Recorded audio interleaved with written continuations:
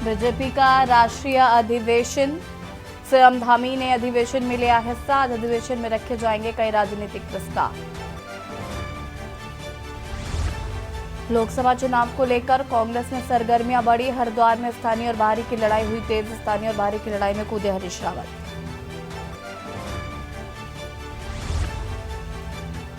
उत्तराखंड में चारधाम यात्रा को लेकर चल रही तैयारियां। बद्रीनाथ के खुलने की तिथि 12 मई तक। इस बार भी श्रद्धालुओं को के बड़ी संख्या में आने की उम्मीद। हल्द्वानी हिंसा में 3 नामजद गिरफ्तार। पेट्रोल बम और लूटी गई मैगजीन बरामद।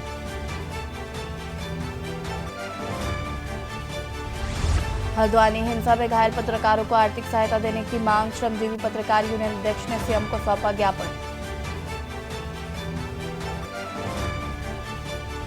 प्रदेश में एक बार फिर मौसम बदलने की संभावना। 18, 19 और 20 फरवरी को पूरे राज्य में बारिश के आसार। मौसम विभाग का उत्तराखंड के लिए ऑरेंज अलर्ट जारी।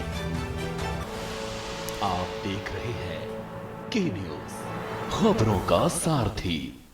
नमस्कार, खबर उत्तराखंड में आप सभी का स्वागत है। मैं हूं आपके साथ यशी शुक्ला। देहरादून से खबर, जहां पर उत्तराखंड में चारधाम यात्रा को लेकर चल रही तैयारियां। इस बार भी श्रद्धालुओं के बड़ी संख्या में आने की उम्मीद। बद्री केदार मंदिर समिति के अध्यक्ष राजेंद्र अजय ने कहा कि बद्रीनाथ के खुलने की तिथि 12 मई तय हो चुकी है। केदारनाथ के कपाट अक्षय तृतीया को खोल दिए जाएंगे। बीते वर्ष श्रद्धालुओं की संख्या ने नए कीर्तिमान स्थापित किया। इस वर्ष भी श्रद्धालुओं की भारी संख्या देखने को मिल सकती है।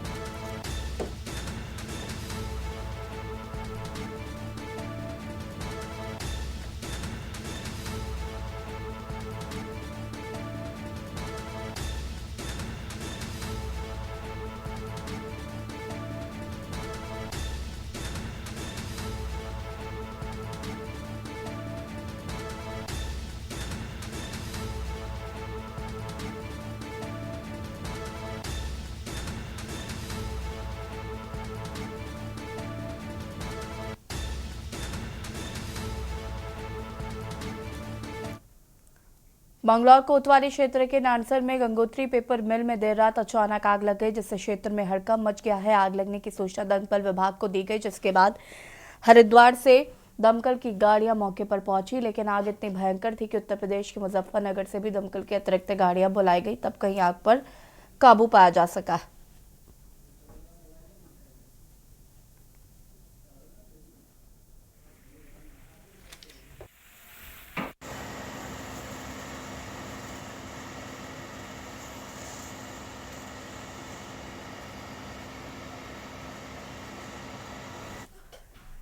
युवा कांग्रेस कार्यकर्ताओं को बेरोजगारी आदि मुद्दों पर रामनगर में मसाल जुलूस निकाला जाएगा। और युवा कांग्रेस के जिला अध्यक्ष सुमित लोहनी ने एक प्रेस वार्ता में बताया कि अग्निवीर योजना को वापस लिया जाए और अंकिता भंडारी हत्याकांड की सीबीआई जांच की जाए व युवाओं के लिए रोजगार के अवसर पैदा किया जाए, जिसको लेकर मसाल जुलूस भगत सिंह चौक, भवानीगंज से शुरू हुआ और लखनपुर शहीद पार्क में समाप्त होगा। और भी कुछ कांग्रेस के सम्राट नेता, बड़े नेता हमारे यहाँ रामनगर में भागीदारी इस प्रोग्राम में निभाएं, जैसे कि अग्निवीर योजना है, अंकिता भंडारी वाला मामला है, बढ़ती बेरोजगारी का मामला है।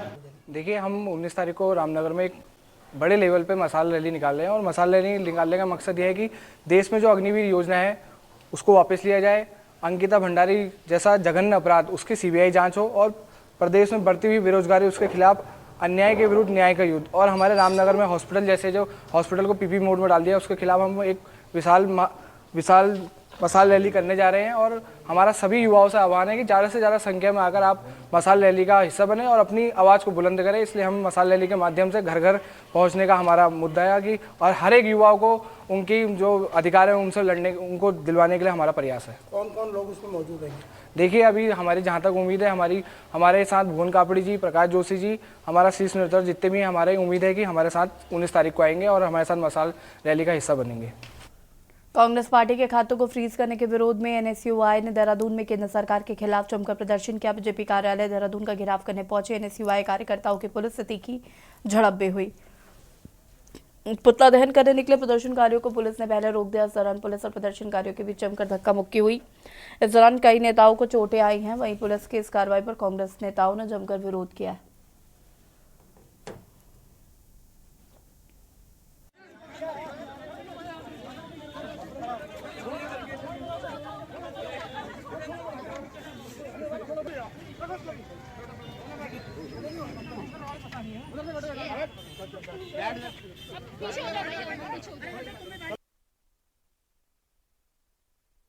वेंडेटा के तहत दमन की पराकाष्ठा कर रही है, मुख्य विपक्षी दल के अकाउंट्स फ्रीज कर रही है, उसमें अपेक्षा क्या की जा रही है कांग्रेस के कार्यकर्ताओं से?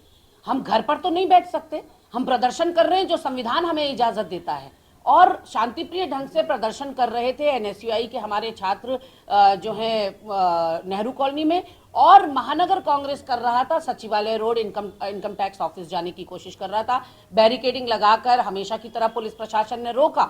लेकिन फिर खबर मिली कि एनएसयूआई के युवाओं के साथ हाथापाई की गई है, जोर आजमाइश की गई है, पुलिस प्रशासन ने बल प्रयोग किया है, और इतना ही नहीं, बल प्रयोग के बाद उल्टा चोर कोतवाल को डांटे की तर्ज पर उनको थाने ले जाया गया और बंद कर दिया गया। धामी सरकार ने 350 करोड़ रुपए की लागत से बने राजीव गांधी अंतर्राष्ट्रीय क्रिकेट स्टेडियम को इसके संचालन के लिए दी गई फॉर्म से खाली करा लिया है। खेल मंत्री रेखा आर्य ने जानकारी देते हुए बताया कि नेशनल कंपनी लॉ ट्रिब्यूनल के निर्देशों एवं खेल विभाग के साथ अनुबंध की शर्तों को पूरा न करने पर सरकार की ओर से कार्रवाई की गई। खेल मंत्री के मुताबिक स्टेडियम के संचालन के लिए 5 साल पहले फर्म में देहरादून इंटीग्रेटेड अरेना लिमिटेड को अधिकृत किया गया था, लेकिन फर्म ने खेल विभाग के साथ अनुबंध में की गई शर्तों को पूरा नहीं किया।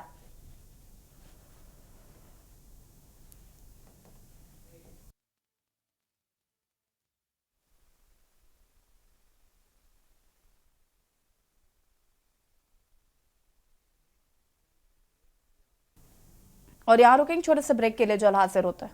ब्रेक के बाद एक बार फिर से आप सभी का स्वागत है। जिलाधिकारी एवं जिला निर्वाचन अधिकारी देहरादून डॉक्टर सोनिका की अध्यक्षता में ऋषि पर्णा सभागार कलेक्ट्रेट देहरादून में समस्त मान्यता प्राप्त राजनीतिक दलों के प्रतिनिधियों के साथ बैठक शुरू हुई। बैठक में उन्होंने राजनीतिक दलों के पदाधिकारियों से अनुरोध किया है कि वो अपने स्तर पर बूथ का निरीक्षण करें। यदि कहीं पर भारत निर्वाचन आयोग की गाइडलाइन के अनुसार मूलभूत सुविधा नहीं है तो इसकी जानकारी प्रशासन को दें। उन्होंने संबंधित अधिकारियों को निर्देश दिए कि राजनीतिक दलों से मिलने वाले प्रस्तावों को देखें और उसका नियमानुसार निस्तारण करें।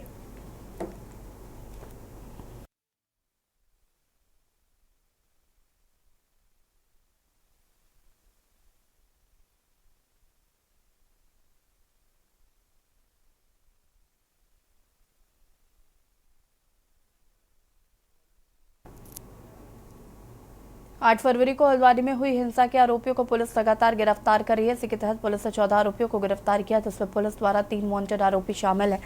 एसएसपी नैनीताल प्रहलाद नारायण मीणा ने मामले का खुलासा करते हुए बताया कि बनफूलपुरा थाना क्षेत्र में हुई हिंसा के सभी 14 आरोपी हैं, जिनके द्वारा पुलिस के ऊपर पेट्रोल बम देने के साथ साथ पुलिस की गाड़ी में आग लगने वाले आरोपी हैं। पुलिस ने पूरे मामले में पत्रियों के पास से कई और पेट्रोल बम और हिंसा के दौरान पीएससी के जवान से लूटी गई कार्बाइन मैगजीन बरामद की है। उसको भी कुछ द्वारा छीन के लेके गए थे, तो उसकी जो बरामदगी है उसका प्रयास कर रहे हैं, हमने कर दी है। अब खुद की जो रिपोर्ट है कोर्ट में सबमिट करने के बाद में आगे कार्रवाई की है।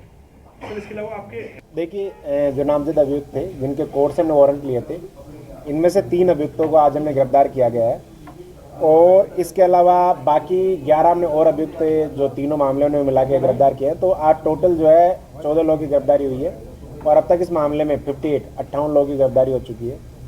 आज हमने गिरफ्तारियाँ की है, इसमें एक अभियुक्त जो है उसके कब्जे से हमने जो पीएससी की हमारी सरकारी मैगजीन गायब हुई थी पिस्टल की, वो हमने बरामद की है। साथ ही जो मुखानी थाने की जो गाड़ी थी उस पर आग लगाने वाले जो अभियुक्त थे उनके कब्जे से हमने कुछ जिंदा पेट्रोल बम भी बरामद किए हैं, और साथ इनमें से जो 2 अभियुक्त हैं उनकी गिरफ्तारी की गई है, जिनके द्वारा पेट्रोल बम बनाए गए और जो उपद्रवी उनको पेट्रोल बम दिए गए। पहाड़ के विकास के लिए सरकार भले लाख दावे करे, लेकिन धरातल पर ग्रामीणों को मूलभूत सुविधाओं के लिए आज भी संघर्ष करना पड़ रहा है। आलमगीर की डबल इंजन के नाम पर विकास का दावा करने वाली बीजेपी सरकार के राज में भी ग्रामीणों को सड़क के लिए आंदोलन करना पड़ रहा है। आपको बता दें, उत्तराखंड की ग्रीष्मकालीन राजधानी गैंडसैड को थराड़ी प्रखंड की सीमा विनायकधार में सड़क के लिए ग्रामीणों को संघर्ष करना पड़ रहा है। 4 सूत्रीय मांगों को लेकर ग्रामीणों का आंदोलन और अनशन 13वें दिन भी जारी रहा। ग्रामीणों का कहना है कि उनकी मुख्य मांग बीएमबी मोटर मार्ग को कस्बी नगर से जोड़ा जाए। 5 किलोमीटर सड़क मार्ग बन जाने के बाद ग्रामीणों को थराड़ी बागेश्वर गरुड़ लाने में लगभग 150 किलोमीटर से ज्यादा की दूरी तय नहीं करनी पड़ेगी। देखिए रिपोर्ट।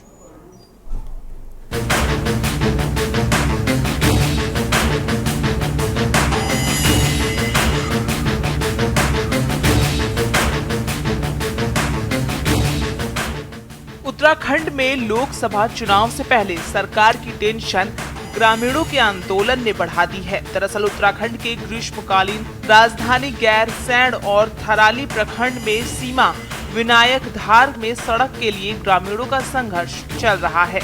4 सूत्रीय मांगों को लेकर ग्रामीणों का आंदोलन और अनशन 13वें दिन भी जारी रहा।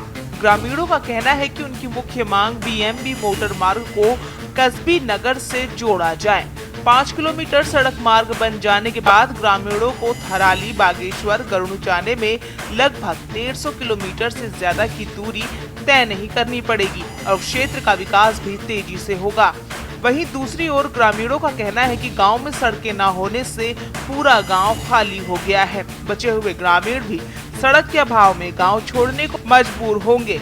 वहीं ग्रामीणों की मांगों की अनदेखी से नाराज आंदोलनकारियों ने गांव से करीब 14 किलोमीटर दूर जंगल में अपना डेरा जमा लिया है, जहां बर्फबारी होने के बाद ठंड के प्रकोप है, साथ ही जंगली जानवरों का भी डर है। जंगल में 2 आंदोलनकारी मांगे पूरी न होने तक आंदोलन को जारी रखने की चेतावनी दे रहे हैं। बीएमबी मोटर मार्ग कस्बी नगर मिलना है, मात्र 5 किलोमीटर रह गया है।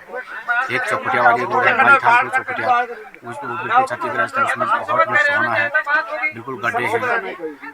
तीसरी मांग है हमारी प्राथमिक स्वास्थ्य केंद्र माईथान में है, आज तक वहाँ डॉक्टर नहीं है, डॉक्टर की कोई व्यवस्था नहीं है। जो पढ़ाने के लिए यहाँ से चले गए हैं, पलायन कर दिया हमने और माईथान में रहते अपने बच्चों को पढ़ाते हैं। हमारे गांव में तो कोई सुविधा है नहीं। हमें सरकार से ये आशा है कि हमें सुविधा चाहिए, करके हमें रोड की सुविधा चाहिए, हमें स्कूल। बहुत बड़ी मांग हमारी नहीं है। ये 50 वर्ष हो चुके हैं इस रोड को और ये 5 किलोमीटर नहीं जुड़ा पाए हैं। 3 विधायक मांगे हैं, वो 4 सूत्री मांगों पे उनका कहना है कि जब तक इसके संबंध में वित्तीय स्वीकृतियां नहीं मिल जाती हैं और ये काम स्टार्ट नहीं हो जाते हैं, तब तक वो आमरण अनशन पर रहेंगे। हमारे द्वारा कल भी हमारे तहसील प्रशासन के लोग यहाँ पर आए थे, वार्ता की गई थी। आज पुनः जो है हम यहाँ पर वार्ता के लिए आए हैं जिलाधिकारी के निर्देश पर, और वार्ता पर हम लोग कई दौर की यहाँ पर वार्ता हो चुकी है, लेकिन चूंकि अभी इसमें विशेष सहमति नहीं बनी है। अपने आंदोलनकारी साथी 2 साथी हमारे नेगी जी और जोशी जी हंगर स्ट्राइक पर बैठे हैं। मैं इनकी मांगों का पूर्ण समर्थन करता हूं, इसलिए इनके आंदोलन को समर्थन देने के लिए यहाँ पर आया हूं। और निश्चित तौर पे गाँव वालों की बहुत जेन्युइन मांग है और ये सड़क बननी अत्यंत आवश्यक है। इस सड़क के बनने से मैं समझता हूँ इस क्षेत्र का एक सर्वांगीण विकास का एक मार्ग प्रशस्त होगा, इसीलिए इस सड़क के समर्थन में।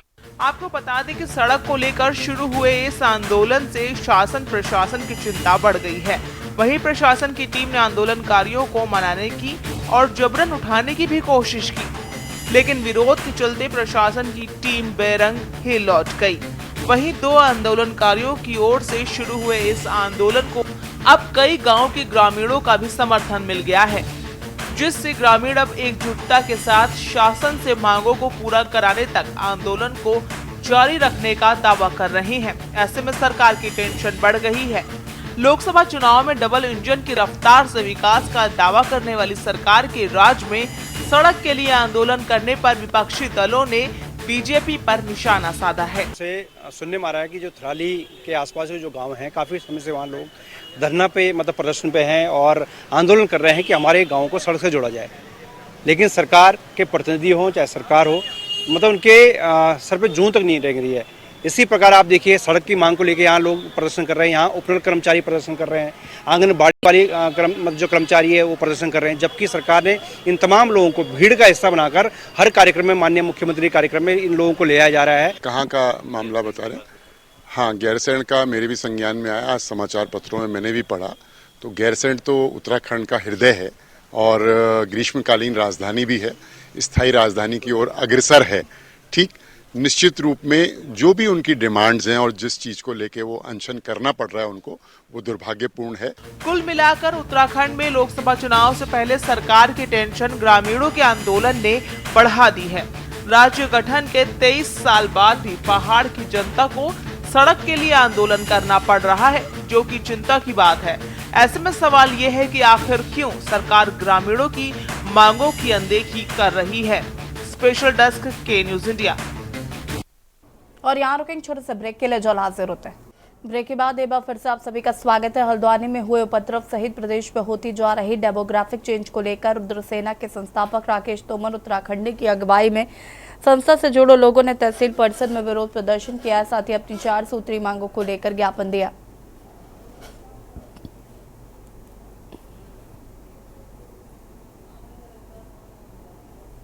में हुई हिंसा के विरुद्ध में हम विकास नगर तहसील एसडीएम के माध्यम से राज्यपाल को ज्ञापन देने आए हैं।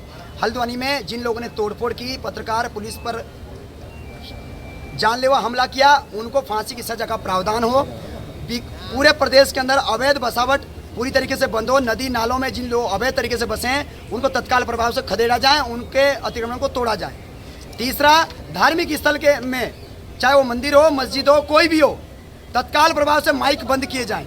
हमारी धार्मिक भावनाएं आहत हो रही है, इसलिए सुप्रीम कोर्ट का आदेश है। हम किसी की अजान, किसी की कोई चीज़ नहीं सुनना चाहते हैं, हमें कोई अतिशोक्ति नहीं है। चौथी बात, रोडों ठेली पटरी जो अवैध तरीके से रोडों के किनारे एक्सीडेंटल मामला बन रहा है, इसको तत्काल प्रभाव से हटाया जाए। और जौनसार बावर में 800 बीघा जमीन जो अवैध तरीके से 1967 के बाद नाम लगी है, उसको तत्काल प्रभाव से निरस्त किया जाए और जो लोग वहाँ बस रहे हैं अवैध तरीके, उनको बाहर किया जाए। हल्द्वानी के नगर निगम सभागार में जिलाधिकारी की अध्यक्षता में गणमान्य लोगों की बैठक हुई। इस दौरान जिलाधिकारी वंदना सिंह और वरिष्ठ पुलिस अधीक्षक प्रहलाद नारायण मीणा सहित सभी प्रशासनिक अधिकारी मौजूद रहे। साथ ही शहर के सभी सामाजिक संगठन और धार्मिक संगठनों के प्रतिनिधि मौजूद रहे।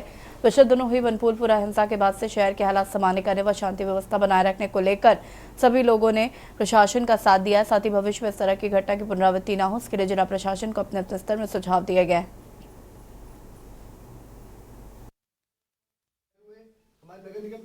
जो कुछ भी हुआ 8 फरवरी में वो दुर्भाग्यपूर्ण था। वो एक काला दिवस के तौर पर याद किया जाएगा। यानी यह है कि पूरे राज्य में और पूरे सूबे में, पूरे मुल्क में उसकी जो छवि गंदी हुई है हम लोगों की, वो यकीनन बहुत ज़्यादा दुख की बात है। ऐसा नहीं होना चाहिए था। ख़ास तौर से देखिए, आप यानी पत्रकार बंधु एक मजबूत पिलर और कॉलम है हमारे लिए, और जो सफाई कर्मचारी हैं मजबूत कॉलम है।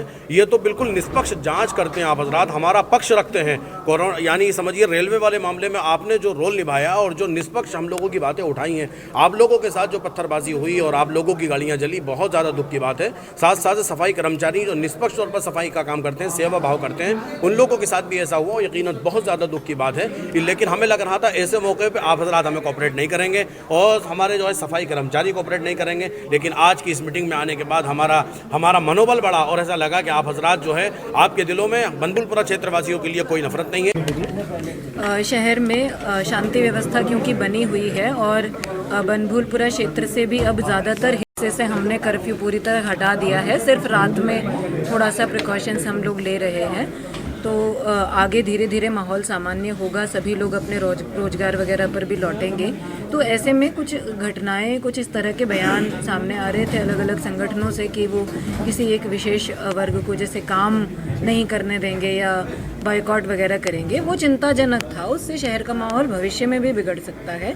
तो हमने आज सभी वर्गों के, सभी प्रकार के व्यवसाय करने वाले जो लोग हैं हल्द्वानी शहर के, उनको बुलाया था। सभी से ये अपील करी गई है कि एक वर्ग विशेष को भी टारगेट ना करें और आपस में भी इस प्रकार की कोई भावना ना रखें। आगामी लोकसभा चुनाव के मद्देनजर पुलिस प्रशासन ने अपनी कमर कस ली है। जनपद उधम सिंह नगर के जसपुर में ऑपरेशन प्रहार के अंतर्गत एसएसपी के निर्देशन भी विभिन्न न्यायालयों से जारी गैर जमानती वारंट के अंतर्गत क्षेत्र में 10 वारंटियों को गिरफ्तार किया गया है, जिन्हें आज न्यायालय के समक्ष पेश किया गया।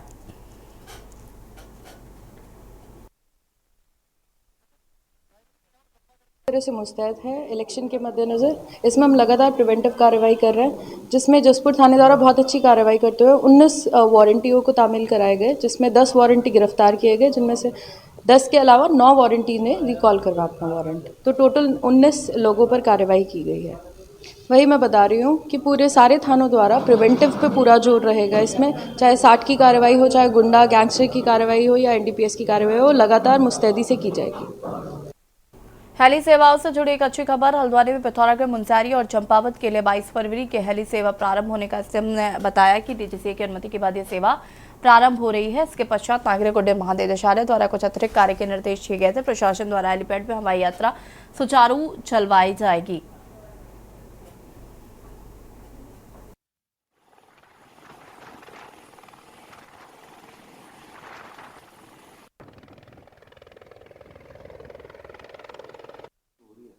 देखिए, हेरिटेज एविएशन द्वारा यहाँ गोलापार हवाई अड्डे से जो हमारा हेलीपैड है, इससे मुनस्यारी, पिथौरागढ़ और चंपावत 3 स्थानों के लिए हेली सेवा प्रारंभ की जा रही है। 22 तारीख से ये हेली सेवा प्रारंभ होने जा रही है। इसमें एक हेली डेडिकेटली यहीं रहेगा और 2 उड़ान मुनस्यारी के लिए, 2 उड़ान पिथौरागढ़ के लिए और 2 उड़ान चंपावत के लिए ये लेगा।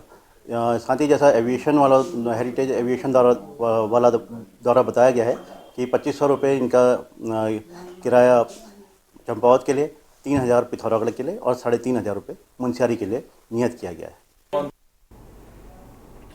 और खबर उत्तराखंड में फिलहाल इतना ही। देखते रहिए के न्यूज़ इंडिया। नमस्कार।